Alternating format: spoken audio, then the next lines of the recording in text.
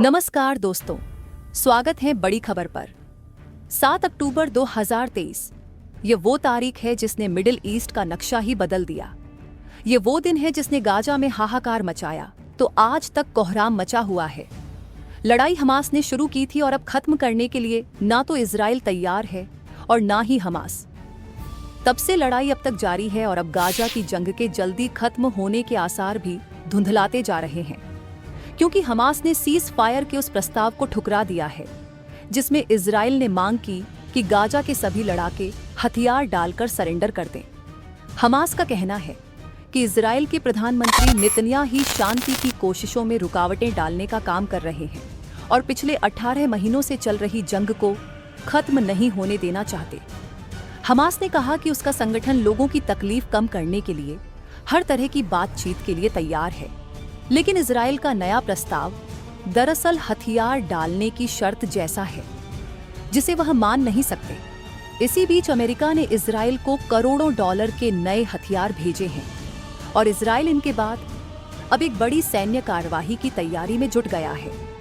Israel लगातार Gaza पर भारी बमबारी कर रहा है और साफ कह चुका है कि जब तक उसके लक्ष्य पूरे नहीं हो जाते गाजा पर हमले जारी रहेंगे। साफ है कि इजराइल का लक्ष्य गाजा से हमास का पूरी तरह सफाया है, लेकिन इजराइल की सांस उन बंधकों में भी अटकी हुई है जो पिछले 2 साल से हमास के कब्जे में हैं।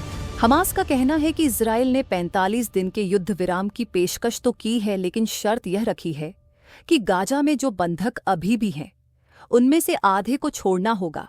गाजा में अब भी लगभग 58 लोग बंधक हैं, जिनमें से इजराइल का मानना है कि 34 की मौत हो चुकी है।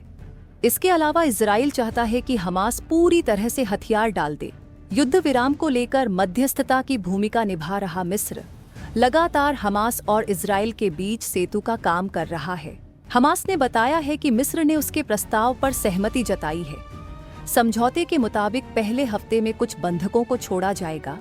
45 दिन के लिए लड़ाई एक बार फिर रोकी जाएगी और इस दौरान गाजा में जरूरी राहत सामग्री पहुंचाई जाएगी। हमास के वार्ताकार अब कतर जा रहे हैं, जहां इजराइल के साथ बातचीत होनी है।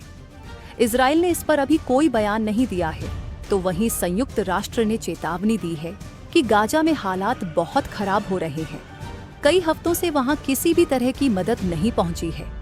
दवाइयों, ईंधन, पानी और बाकी जरूरी चीजों की भारी कमी हो चुकी है और लोग बुरी हालत में जीने को मजबूर हैं।